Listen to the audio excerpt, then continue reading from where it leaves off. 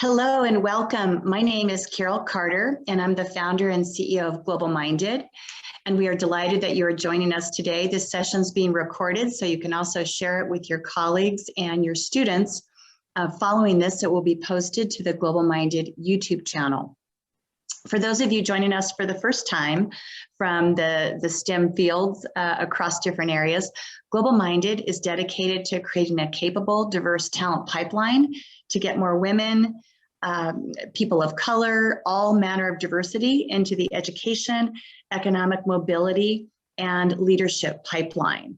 And we do this in a number of ways. One of the main ways is we have an annual conference, and this is the second year it's been virtual. We started with Earth Week. A lot of STEM leaders were part of that.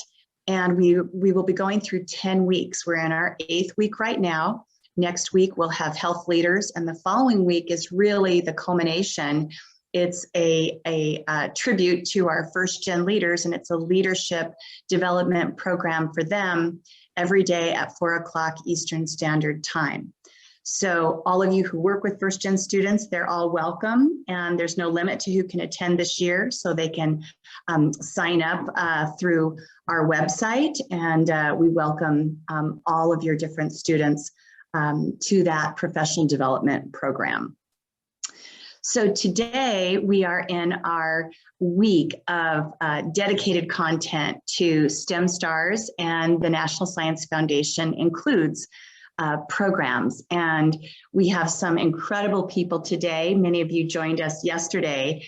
And I'd like to share one of my colleagues who's part of this program we've been working really on for months with an entire team. Dr. Clay Gloster Jr. is the Vice Provost for Graduate Research and Dean of the Graduate College at North Carolina A&T State University. Dr. Gloster received the BS and MS degrees in electrical engineering from NC A&T and the PhD degree in computer engineering from NC State University. In 2019, he was inducted into the Hall of Fame for NC State University's Department of Electrical and Computer Engineering. And I have to say that I met Clay more than a year ago. We worked together last summer on several projects, and really, Clay is one of the most collaborative and insightful and open-minded people, and just really easy to work with. And Clay, it's just a pleasure to introduce you, and thank you so much for the amazing lineup of people that you have today. Welcome, everyone. Thank you, Carol, for that wonderful introduction. And I have the distinct honor and privilege to introduce our keynote speaker for today. Howard G. Adams, PhD, is founder and president of H.G. Adams and Associates, Inc., a Norfolk, Virginia-based consultant company that provides human development services and products to educational, governmental, industrial, and nonprofit organizations. Adams is a leading expert on developing people through mentoring and strategic career life planning. He's written, lectured, and consulted extensively on effective strategies for career, educational, and personal development. He's a sought-after keynote speaker and seminar presenter and has spoken at over 650 colleges and universities, numerous national conferences and institutes, and has conducted training for several Fortune 500 companies. Adams has authored or co-authored 15 self-help guides and handbooks and has written and published 4 books. From 1978 to 1999, Adams served as executive director of the National Consortium for Graduate Degrees for Minorities in Engineering and Science, Inc., and we call it the GEM program. Even our keynote speaker yesterday, President Gregory Washington from George Mason University, talked about how we already know how to create successful programs, and National Science Foundation and other government agencies should fund projects like GEM and scale them up rather than investing in new initiatives. Without further ado, I'd like to introduce to some and present to others none other than Dr. Howard G. Adams.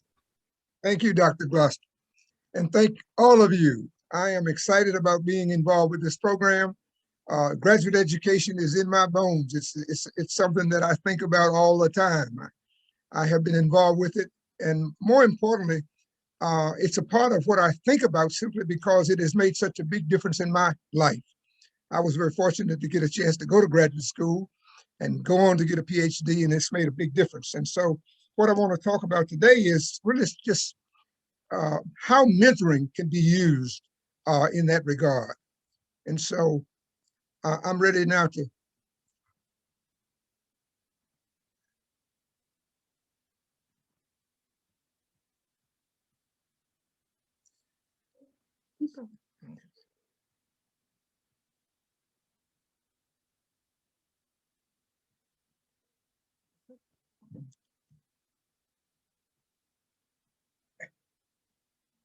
My wife and I have been teams over a long period of time, and so you can see that I'm still very dependent upon her. after 56 years, we've been married that long. So thank you, my dear. Well, I'm trying to get it to run the slideshow. But Yeah. Okay. Okay. Just click the slideshow at the top. Yeah, well, that's what I'm saying. It's not there. The Zoom thing is up there. Move the Zoom out the way. Oh, okay.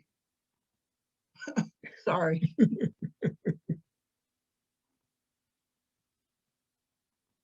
This is. There you go. Perfect. All right. All right. And so really what I want to talk about today is primarily just barriers and other factors that impact underrepresented minority students in graduate education. And then I'm going to talk about mentoring as a tool that we can use to address some of those barriers and factors. And then finally, what's the role of mentors in the life of a graduate student?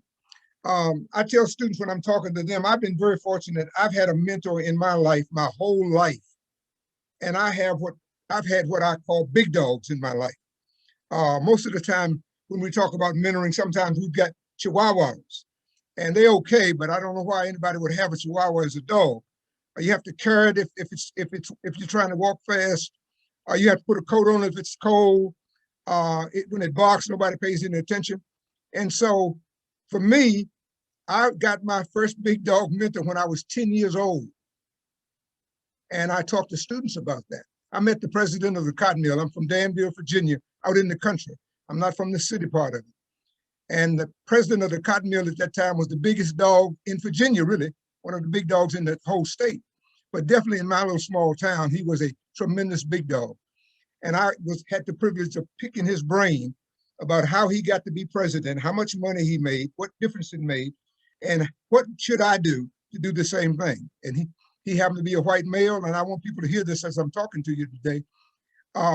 He was about 54, 55 years old at the time, and he never flinched one time at any question I asked. He never treated me like I was 10 years old, and definitely didn't treat me like I was a 10-year-old boy who had no business asking those kinds of questions, as if this is impossible for you, and it was at the time.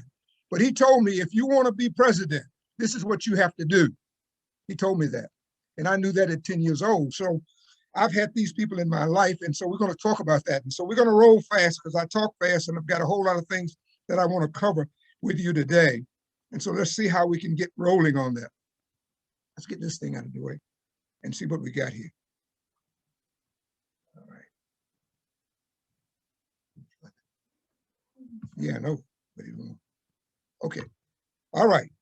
The first thing is that, and I need to move this down out of the way. You all know me and I know you, and so we don't want that up there. Let's get that down out of the way. Let me make it go down. There you go. Now, the first thing is really looking at sort of the factors that impact graduate students. What is it that does that? And when we talk about underrepresented minority students, first of all, just academic factors. How one is admitted to graduate school makes all the difference.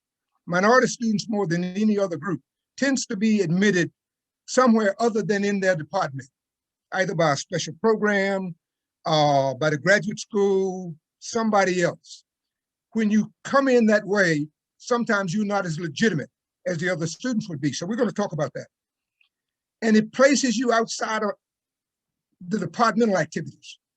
I mean, your first advice should be come from somebody in the department. And sometimes that doesn't happen. When I went to graduate school, even before I got there, I went to Syracuse to visit. And the person in the graduate school that did graduate education in my department set up my appointments, set up everybody I needed to see, everything on my visit, even before I'd been admitted. That made a big difference for me. Lack of coaching and mentoring. I mean, how do you do this? Coaching and mentoring is all about how to do things. And so students don't get that very well. Insufficient understanding of how to plan for it. I mean, we give people some paper and say, if you have any questions, come and see me. Well, if you think you're smart enough to do a PhD, you probably won't have you think you're not supposed to have a whole lot of questions. And so by me knowing this person at Syracuse when I got there, I was free to go talk to him if I needed him. I mean, when I started talking about planning, putting together my program, that kind of stuff, he was in the department. He was a professor in the department. And so that made a big difference. And then how people are recruited and the admissions practices. We'll come back to that later. And then finally, sort of the weeding out mentality. You get admitted, but people don't think you can do it. And so they're looking for reasons to send you home, really.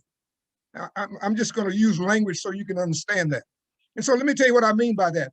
I had to write a paper, my very first paper that I wrote when I was working on a PhD, the very first one. I'm in higher ed administration. And I passed it in, and the top professor in my department was one of the readers. I was in his class. He was the reader. And he put on my paper when he passed it back, "I'm surprised that you write as well as you do." And I had to explain to people what he was saying was, "I don't think you wrote this, Adams, but I'm going to be watching you," which means it'll be harder next time for you to get an A than it was this time. And so I think that's something that I want to make sure you hear me say, that that's a critical piece of this. And we have to figure out some way, how do we handle that? The last two things at the bottom, social factors. Sense of an academic home. When you're a graduate student, your academic home needs to be your department. It can't be the Black Student Union house. It can't be the Hispanic place around the corner. You need to belong to your academic home, where people are talking about your discipline, discussing your discipline, writing about your discipline, getting together, teaming up to figure out how we make this happen. Absence of peer support. Okay, everybody else knew somebody in the department, and so they got adopted as soon as they got there. I was an outsider, didn't get adopted. Now I knew I was supposed to be adopted, so I just made myself available. I actually made the coffee every day in my department. I was the first student to get there, so finally people started asking, "Who makes this coffee every day?" They say, "Adams." They say every day. They say he gets here by the same time every day. But I knew to do that because I'd been talking to big dogs and other people who had done that. So I want you to hear that these are things that we have to work on. And then finally, what is it that causes students to drop out? Why the attrition rates is high? And what can we do about it? And I'm going to tell you what we did in the GEM program that made a big difference. But gaps in academic preparation. Many times underrepresented minority students will have gone to small schools. Nothing wrong with the schools. My wife and I graduated in biology in the same class from Norfolk Division of Virginia State in 1964. There were 7 of us that graduated in biology. 3 of them had been trying to get out for a long time just to get their bachelor's degree. So it shouldn't have been but 3 of us who were on sort of halfway on schedule. In fact, I was a 5-year student because I had to work my way through. But I'm just trying to say, we came from a small school. One professor taught us all of our upper division classes, almost all of them. Now, he was real good, but he wasn't as good as people who specialize in one thing. When you go to a major universities, big schools, you do that. Lack of equipment. And so sometimes we put this on underrepresented minority students, the reason I'm bringing it up. So let me say something else about that. One of the schools that I've done a lot of work with is Michigan. A lot of work, University of Michigan, Texas A&M. And so we talked about this. And so at the University of Michigan, I was talking to the faculty in engineering and in STEM. And I was talking about small school problems. And they thought I was talking only about HBCUs or Hispanic serving schools or Native American tribal schools. And I'm trying to say, no, that's a small school problem, period. And so finally, one of the professors spoke up. He said, "Let me try to explain that, Dr. Adams. I didn't know it until you brought it up." He said, "I'm in the physics department here at Michigan. And we have 2 white males that we recruited from the same small school, I won't name it, in Michigan. And they came here in physics. And he said, we treated them like everybody else we admitted. He said they had never seen the equipment. Well, that was my problem. When you go to graduate school, when I went to Virginia State, even on my master's, they had equipment that we didn't have in Norfolk. And so sometimes you need to be able to talk to somebody about that. And so assigning a peer mentor to a graduate student who's coming in that they can have a bad day with, saying, listen, I don't quite know how to do that. That's a very important thing. My wife has a PhD in molecular biology and genetics.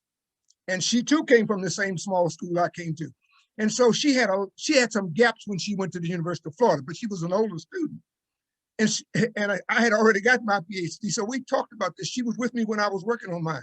So she brought things to that the average student would not have brought coming from a small school. So that's big. Let me just skip through a couple other things on this slide. Culture, isolation, being marginal, having keys to things. When you come in belonging to a professor, you're most likely to get a key. When you come in as an outsider, you don't get a key. And you don't know that everybody else has got one. Having a key to the things is important. Being able to, okay, I'll go back to my time. Being able to use the copying machine when you have to have a code for it. If you don't have a key, you don't have a code either. So you can't copy like everybody else can. Those are things that are just basic stuff. And then finally, just the environment itself. How do you have a bad day when you're on a large campus? And I'm going to come back to one other experience that I want to talk to you about. The gym program was housed at the University of Notre Dame in the College of Engineering when we first got started. And I was trying to talk to the provost about how does Howard Adams have a bad day at Notre Dame? I was the only Black person in the building other than a few students. There were no Black administrators, faculty, staff, secretaries, janitors, nothing. Everybody was white when I went there. People find that surprising. I would say to people, if I didn't look in the mirror, I wouldn't have seen myself. That's an important thing for you all to hear. So when we talk about retention, those are things that we have to get on the agenda, and we can't be afraid to talk about it. We can't be afraid. I want to say that again. We say, well, I didn't say nothing because I thought I'd hurt his feelings. So let me go back to the provost responding to me. I didn't want to go through a personal big time search because I wanted to bring somebody from Norfolk State that I knew to come and work with me at Notre Dame. They were trying to tell me we got to have a national search. That person might not pop out. I said, no. I can't do that. This time I need to bring somebody so I have somebody to talk to have a bad day with. And guess what he said? You can have a bad day with me. I said, okay. Have you ever had a bad day with anybody like me before? If you was having a bad day, would Howard Adams ever come up in your head? He said, no. I said, that's why we're going to hire somebody so I can have a bad day. And so that's what I was able to do. But I'm just trying to tell you, these are real important things. And let's roll on to terminology here that we want to talk about. When we talk about mentoring, particularly at the graduate level, we're talking about building an enabling relationship. We take a good student and make them better. That's what enabling means. How do you take a good person? Howard Adams, a good person. Clay Gloster, a good person. How do you take them and do this? This is what we're talking about. How do you create a relationship that nurtures them, support them, and help them to grow academically, career, personal, professional, just like everybody else? That's what we're talking about. And you can't tip around it either. It has to be the way you do it all of the time. So that's mentoring. What's the difference between mentoring, e-mentoring? We're just talking about technology as a use. And so because of that, we might have to do something different because we're not looking at each other face to face. We have to make sure that we get people's attention when we're doing this on the computer. And so I do this, and we do this, and you all do this, but a lot of other people don't quite know how to do that. And so there are a lot of faculty who have never had a chance to really mentor a woman, have not had a chance, don't even know a Native American, have no idea what goes on the reservation. And so we have to find out how to do these things. When I first became the director of the gym program, Native Americans was one of the populations that we were supposed to serve. I had never been to a powwow. One of the first things I did was I introduced myself to the guy at Colorado, University of Colorado, and told him the next time you go to a powwow, I want you to invite me so I can go, and I want you to sit with me and decode it for me. Tell me what's going on. Tell me how it functions. The first thing he said to me, I want you to look at this and see that this is a high level ceremony. This is big, he said. This is high level. I don't think most of us, we just think they just powwow, chanting, going around in a circle someplace. You have to look at the grace with which they do it, everything. That's awesome. And after I had gone several times and met some students and everything, finally one time they came and got me and asked me and welcomed me to the dance. And so I got in and pranced around the floor with students at the powwow at ACES. That's an important thing for you to talk about. And so e-mentoring, you can't do that on the computer, but we have to learn how to do that. How do we bring those things into play here? And then finally, when we talk about this, mentoring is both a function and a process. A function, enabling, trusting, words that we ought to be. It's a capacity building. And you do that through the process of coaching, tutoring, advising, nurturing, supporting, advocating for that student and for students. And so, again, in a defense, in a dissertation defense, who's there advocating for the student? Should be your advisor. Sometimes it's not. And so you might get questions that you have no business answering. I did. My advisor spoke right up. Oh, Adams, he said to the group, we thought about that, decided not to go down that path. We didn't answer that question. Keep on going, Adams. I would have had to struggle and answer a question that I had no business getting even. Had nothing to do with my research. And so that's another one of those kind of things that we have to talk about. And then finally, on this thing, the mentor. What is a mentor here? It's a wise, trusted counsel, teacher, advisor. They wear many hats: confidant, protector, coach, advocate, role model, friend, advisor, sponsor. And so everybody who's out there, all of the people out there, I don't care whether you're a student or who you are, I want you to look up there and see, do I see myself in that picture? Do I model best behavior for women and for my colleagues who are dealing with women? Do I model the right kind of behavior when I'm talking in the lounge, when I'm talking over coffee? Am I saying things about students that's detrimental to their very development? And so I want to ask everybody, look up there and see, are you a confidant, a protector, a coach, an advocate, a role model, a friend, advisor, sponsor? That's what it's all about. And it ought to be fun doing it. It ought to be fun. And then how do students, how do they get value from that? And what difference does it make? When you are in those kind of outstanding relationships, you don't have as many adjustment problems. You're more productive. I didn't catch that. You're more productive. You advance faster. Shouldn't take you 7 years to get a PhD in STEM. Shouldn't take that long. Nobody, it's just, if you're going full-time, shouldn't take that long. We have to look at that. Why? Why? But if you can't get in the lab, if you can't find a research project, if you don't have friends, if you don't have good advising, you can't speed the time up. And so because of that, then people get finished faster. I told you I ran the gym program for 16 years. And the whole time I was running it, we gave students a portable fellowship that they could take and go to any of 75 schools by the time I left, 75 universities. And we said to them, if you admit it, you're supposed to be able to get out. With money in hand, you're admissible, so you can go where you want to go. So students who never dreamed of going to MIT could go because they had money in hand, and they had us backing them. And they went, and they knew they were supposed to go full-time. You're supposed to go, it's full-time. People use the word graduate study. It's not that, it's graduate work. It's graduate work, and it's full-time.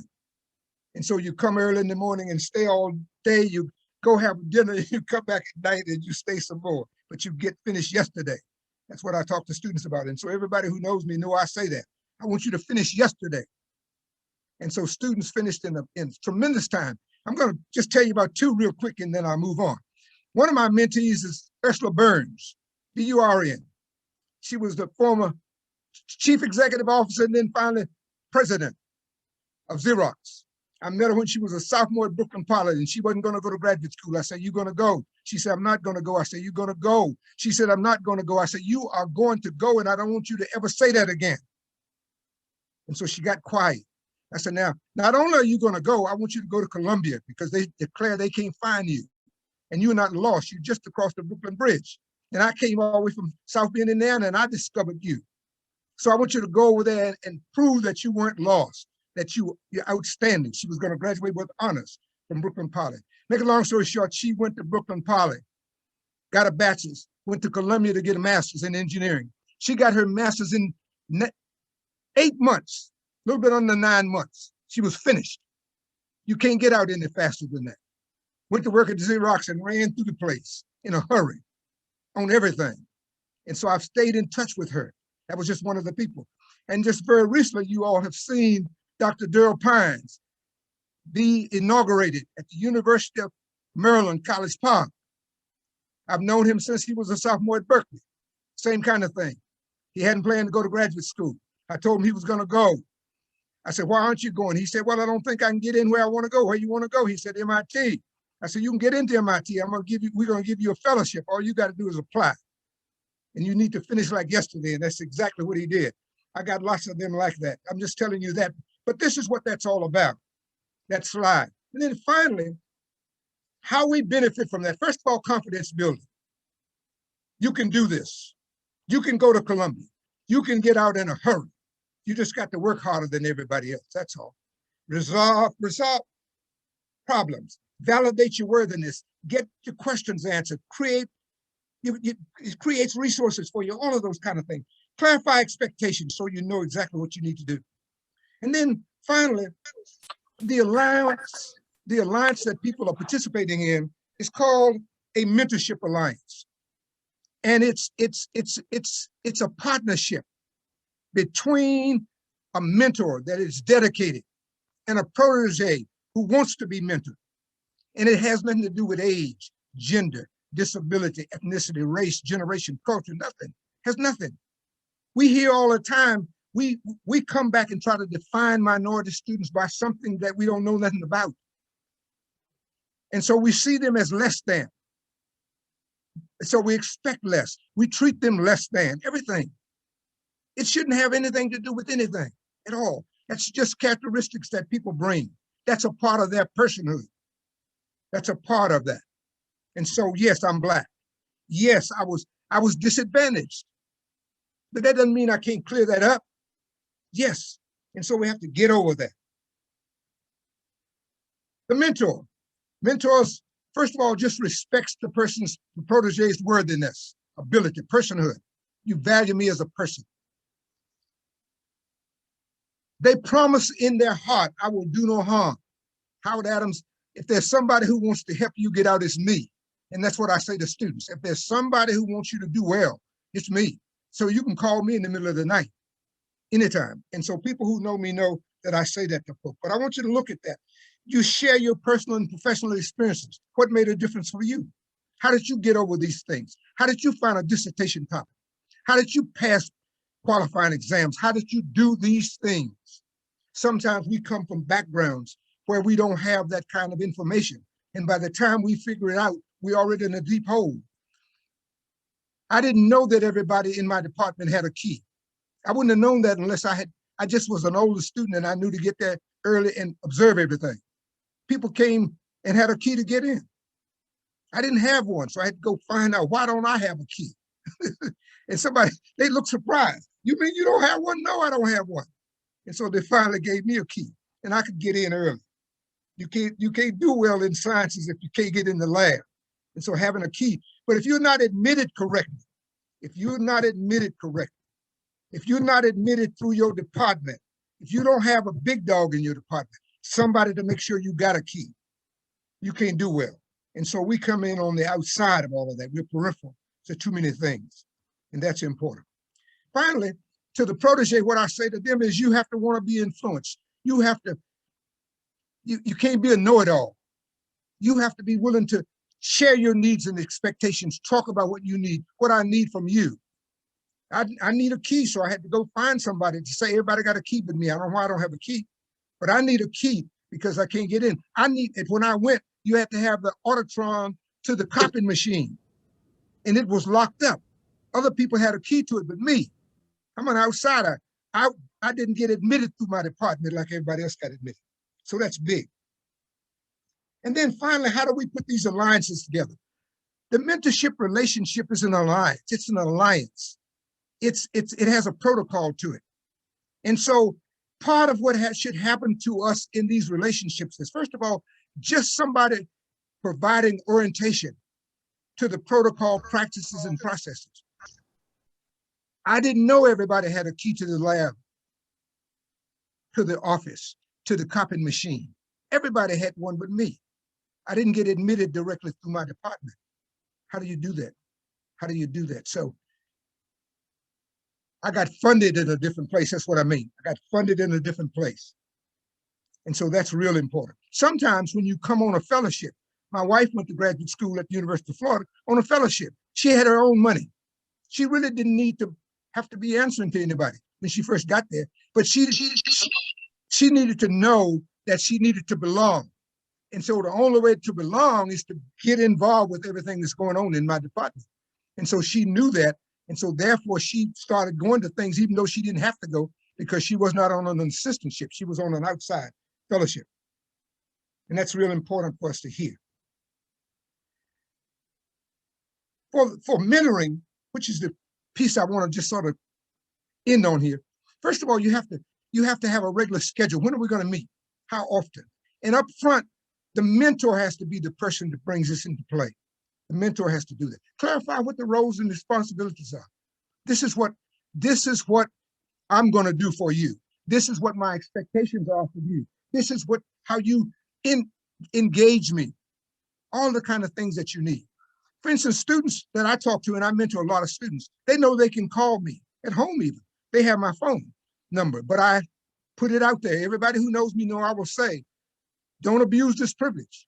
If you give my phone number away and you had no business doing that, you didn't check with me first, I'm going to cut you off.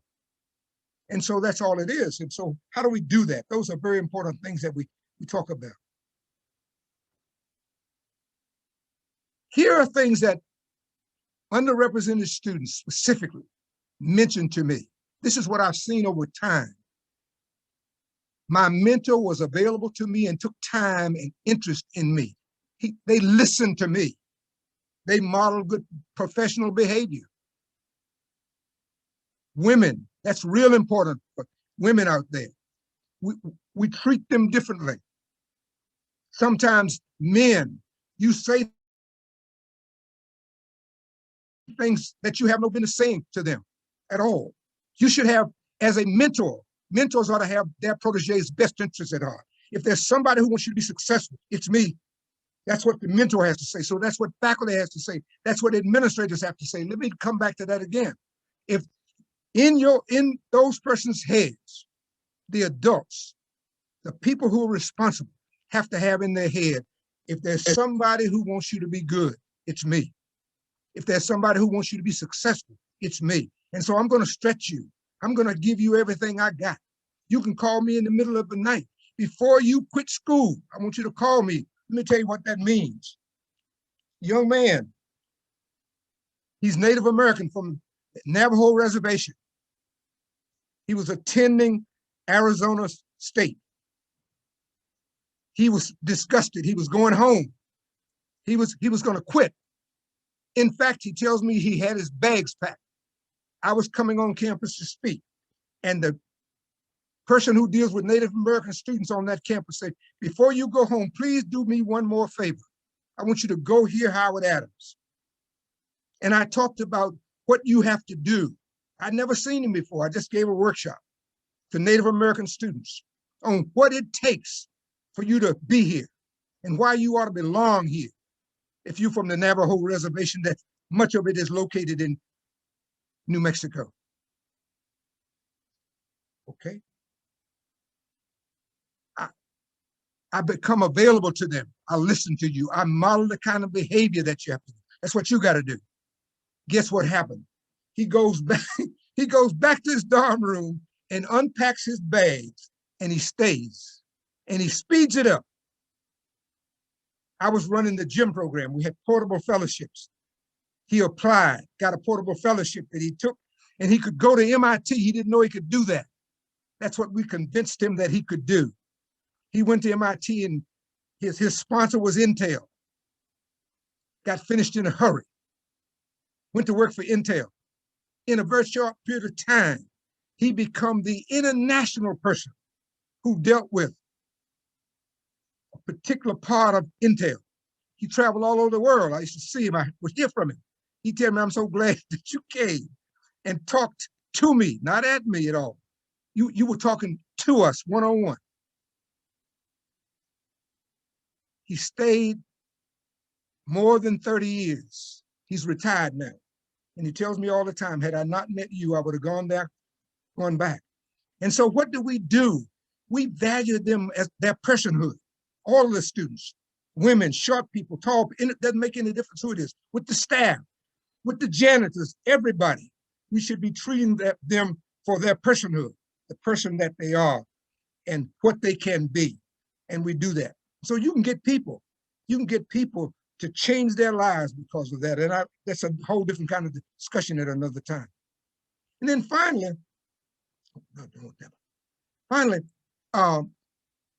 here's what the mentor has to say. Mentors have to say in their heads. And so those of you who are out there, faculty, administrators, wherever you are, here's what I'm available and took time to listen. I'm available to you. I talk to students all over the country. They know they can call me in the middle of the night. Before you mess up, call Howard Adams. And I say, you can even call me collect at home if it's an emergency. All you have to do is tell people that you're a student, and I would take it. The encouragement and the straightforward manner in which we deal with students shows that we value them, shows that their personhood is important. And so that's what this is all about. And so I want to ask the mentors out there again, can you look inside of yourself and say, as I deal with students, I deal with their personhood, who they are, and more importantly, what they can become. And a part of me says, that's what this mentoring thing is all about. Let me close with these two things.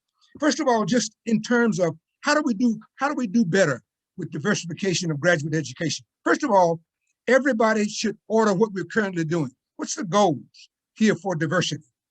What are the activities we put on? What do we do about performance? How do we counsel students about having a bad day? Is there somebody they can talk to on the campus? Do we have somebody? Do we teach staff about how to deal with students who come and have a bad day? Are they courteous? Do they respect students' personhood? What about cultural and environmental factors? Do we talk to staff about that? Do they understand what it means to have a powwow? It's not just some people dancing around the floor, making sound. Everything they do is precise. It has something special about it. Are we prepared for that on the campus? What about personnel? Do we train them? Do we train them about how important students are? How important dealing with students? Everything. Is that in place? Okay. Do we have projects on campus to orientate new students to graduate school?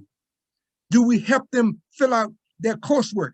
Do we help them understand it's okay to have a hole, that you have to make up something? There's nothing wrong with you that you didn't take this class already, but you can't be successful at our institution unless you go back and fill that hole up. And we're here to help you do that. And then finally, how do we fund students? What about fellowships, research assistantship, teaching assistantship, administrative assistantships? Where are minority students specifically funded? Are most of them on outside funding? When you come on a research fellowship, teaching or administrative fellowship, you have access to things. If you come on a research fellowship, it automatically comes with a key, people to talk to, people to go to lunch with. When you come on an outside fellowship, sometimes it's a long time before you can get into your department and have somebody who cares about you that you can talk to. I'm going to just tell you this and I'll move on. I was at Notre Dame, housed in the School of Engineering. I was the only Black professional in the building. And I didn't have nobody to go to lunch with. I want you to hear that. As a Black male on that campus, I had nobody to go to lunch with. And so I needed to hire somebody. I needed to hire somebody to do that. And so I was able to bring somebody to the campus that I could go to lunch with and have a bad day with. When I was talking to the vice provost about that, he couldn't understand why you got to have somebody special, Adams. You could come and talk to me. And I had to say to him, when you're having a bad day, would you ever come and talk to Howard Adams? And the answer was no. I said, don't answer that. You know that's not true. My name would never come up on your radar screen. And so a little bit later on, we came back to that thing. And I said, if you were having a bad day, would you ever call me? He said, no. He said, you're the first person that's ever challenged me to that. He said, we've been talking about that more. And so it's important where your funding comes from, who you talk to, all of those kind of things, how you have a bad day on the campus. Let me conclude with this. I know I've been talking and I want to have some time for a question and answer. This is just a little graph here about the diversity model. First of all, starting on the extreme right-hand side there, about how do we make sure that these things are looked at, goals, objectives, timelines, everything. I think we went there too fast. Roles, responsibilities, articulating to the college community. How do we talk about what our plans are? How does the administration specifically do that? And then finally, have we ever audited the programs that we've got on the campus? We need to do that. Resources, policies, procedures, organizations. How does an underrepresented student women belong? It's a lot more than that. And then finally, this is what I think is really important that we look at here. We need to look at training. We need to look at review and upgrading our policies on things. Is it still relevant to today? Are the materials, do underrepresented minority students see themselves in a very favorable light in the materials that we put out, in the way we put it out? Recruiting. Do we go to these organizations, the ACES conference, the NSBE conference, SHIP conference, ABACAM, fraternities, sororities, and fraternities? Do we understand where underrepresented minorities cluster, where they're more likely to get this information that we're trying to get out? And then lastly, I just want to say, I want to show this one. This is what I call sort of the model of recruiting, identifying the pool, marketing and research, recruiting. How do we do that? Do we train recruiters? Application process. How do we log applications? How do we screen? Do we have a different kind of thing? Can we look at different kind of variables when we look at that? Sometimes when we look at underrepresented minority students' credentials, there are things on there that would tell you a lot about it, but we haven't talked to recruiters about that. We haven't put that in the agenda. So that's a whole different kind of discussion. And so anyway, as we conclude with me, I just want to say, first of all, what you all are doing is fantastic. It needs to be done. It needs to be done. And it needs to be done in a way that changes the environment that people function in and make them very comfortable doing what they do. As we end up today, I'm available. You can ask me anything. Anybody out there can ask anything, and I hope we've been charting that as we went along. But anyway, the adults, anybody who's out there, if there's something that you want some more clarity to, please go ahead and ask. Yes, Dr. Adams, I think I have two questions that were prepared by students in their orientation prior to the workshop. And the first question is, other than having an advanced degree and a chance for greater financial gain, what other benefits are there to going to graduate school that are not financial? Well, first of all, just testing your brains in a different venue. You don't know how good you are really until you go past those upper division classes, write a thesis, do skull sessions and be able to talk about the language of the discipline. It's just awesome. So graduate education puts you in a whole different world. In fact, when you tell somebody you have a PhD, the first thing they say to you is, you must, in their head, even if they don't say it, you must be smart. That puts you way ahead. And so that's what one of the things I tell students. Your PhD validates that you can do work at a different kind of level, that you write at a different kind of level, that you interpret information at a different level. And it separates you in a pack. Less than 3% of the population of everybody who's been educated have PhDs. And then when you add the professional degrees on, it's less than 6% of people with doctorates of one kind or another, professional degrees that are doctorates of one kind or another. You're just in a different class all by you. And so, in fact, those of us who do this, we sort of smile because there's not that many people we can talk to. There's just not that many of us. Now, you might be at a different kind of institution. Sometimes at Notre Dame, I was the only Black person with a PhD in the whole building that I was in. I was the only one. And then I brought Dr. Connolly. And I would say, Dr. Connolly, let's go to lunch. She said, I'm busy, Doc. I said, no, you're not either. That's why I brought you here. So we could have lunch together. We could just talk to each other. That makes a big difference. But that's what it's about, yes. Go ahead. And our second question from our students is, what should a graduate school applicant need to have accomplished for acceptance into grad school? What expectations do application reviewers have when looking at applications? They do look at your grades. So everybody out there, students, faculty, don't say grades are not important. They are.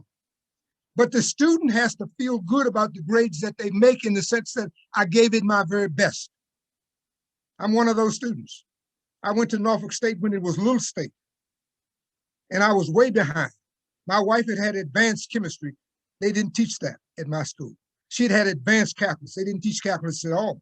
I hadn't had trig when I got there, okay? And so I struggled the first year mightily, but I didn't fail out and I didn't drop out, and I got better as we went along. And so what I would say to people then is, look at my upper division classes. I didn't go home. For a minority student, sometimes just the fact that they don't leave the university, that they stay and get better. If you have a bad first year, the chances that you're gonna come out magna cum laude is not good. But those upper division classes ought to say something about you and what you can do.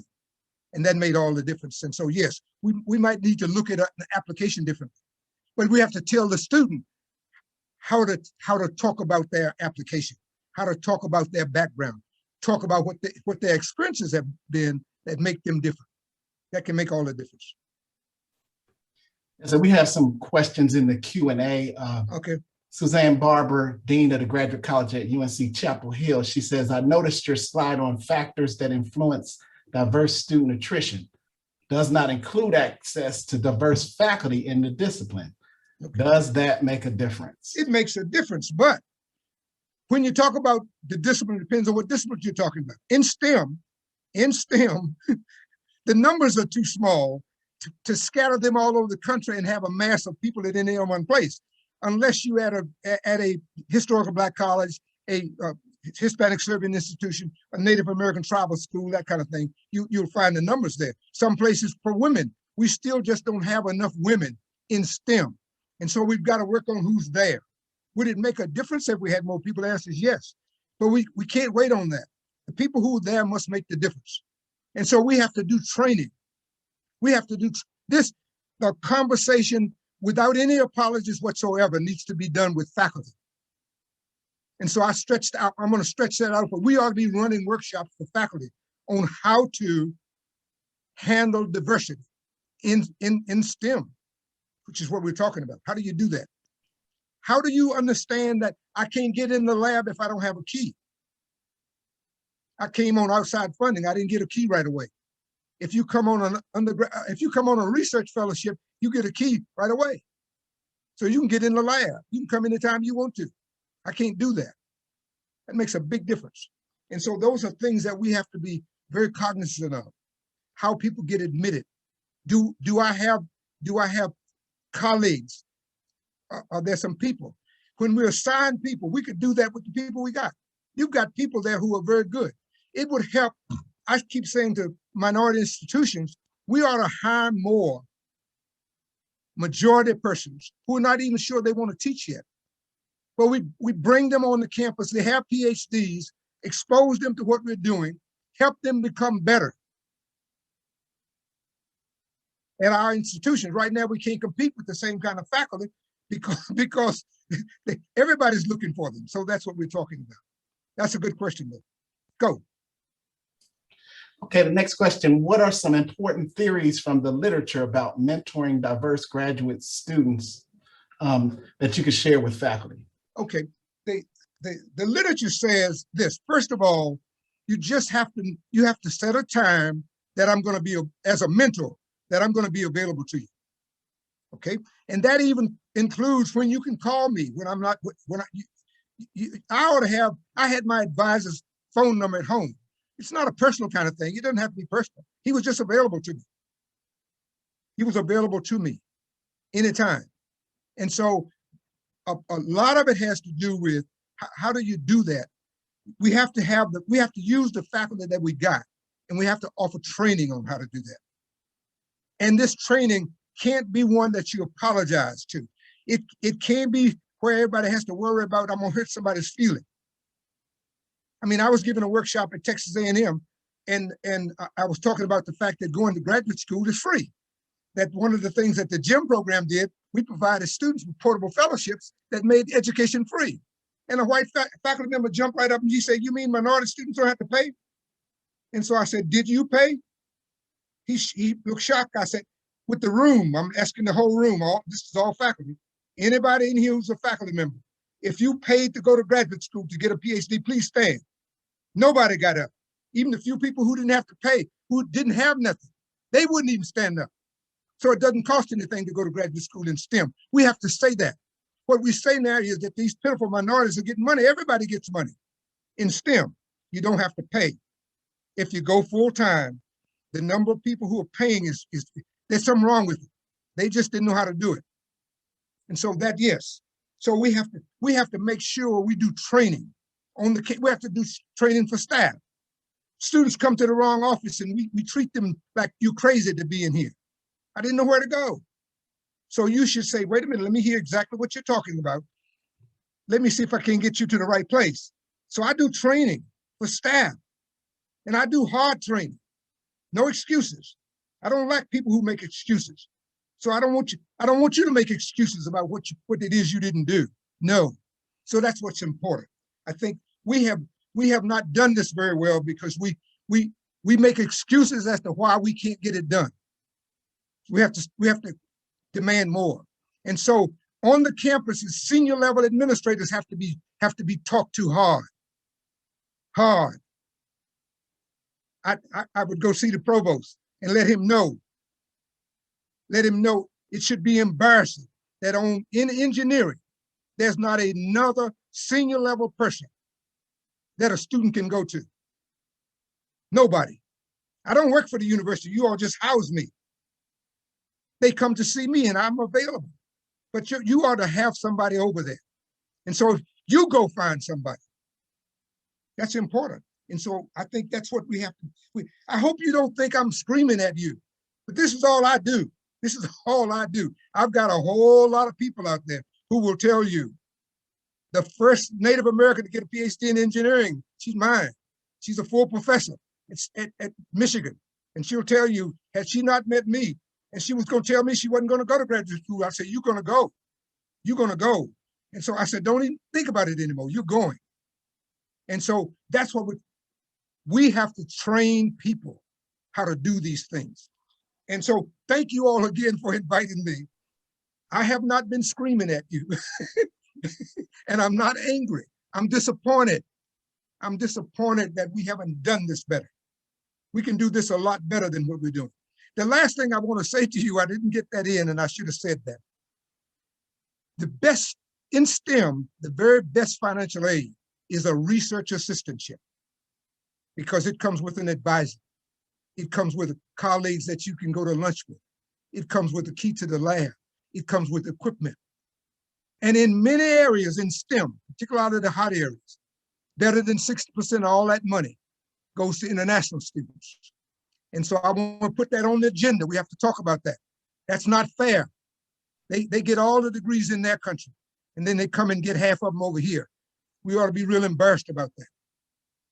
And so that's what we're talking about. How do we train people to do that? Let's take one more. I think I got 2 seconds. How do you have any comments on how to mentor doctoral students at MSIs to help them in engaging and transitioning to careers at R1 academic institutions? Yes. Shattering. Shattering is the best thing for everything, really. It's shattering in somebody's class. And you can invite some, you can have a practice that people can do it, but you can invite people to do that. I was blessed at Syracuse. I got a chance to shatter Dr. Charles Willey, a Black sociologist who was renowned. He had written 15 books by the time I met him. I didn't know you're supposed to write books. I got 4 in myself now, but I knew that when I left while I got in graduate school that you're supposed to write, and it ought to come out in the form of a book. But I could go pick his brain. He was internationally known about how to do that. And so I passed it along to my daughter. And so she did the same kind of thing. She went to A&T and got her bachelor's degree. She went to the University of Virginia, got a master's. She got a PhD from my mentee at the University of Texas. I mean, Texas A&M, rather, A&M University, from a white female that I had mentored. So all of us need to be on top of that. That's how we do that. And so we have to train people how to do that. We can have workshops just on mentoring, best practices on mentoring. All of us need to write about it. All of us that are doing the kind of things that we're doing. You have to write your stuff up. Go do workshops at places. Invite yourself to do a workshop. You have to be at the right place. All right. Thank you all again so very much. Thank you all for putting this on. Thank you all for putting this on. Thank the sponsors, everybody. This is what we need, and we need to do more of this all the time. As I would laugh, say to you, for people who know me know I'm going to say, I love you. I love you, but we've got work to do. And they always laugh and say, the next thing he's going to say is, but. Yes, I tell students that I love you, but I don't see you in the right places. I love you, but you're making excuses. I start off by saying, I start off by telling them first what? I love you, but you're missing class. I love you, but you're going home too much on Friday. That's the kind of stuff that we need to talk to students about. And most of us are sort of afraid to say that. We think that you got to have psychology 101. You don't have to have that. You just have to be honest. You have to bring your own experiences, what you see every day. Thank you all so very much. Love Howard, you. you're fabulous. Thank you so much. We're going to see you in Denver next June. Next year, I will be there. I got it on my calendar. Okay, and we love you, and we're going to work very hard between now and when we see you next June on these results. Okay, yeah. Thank you. Thank you. You bet.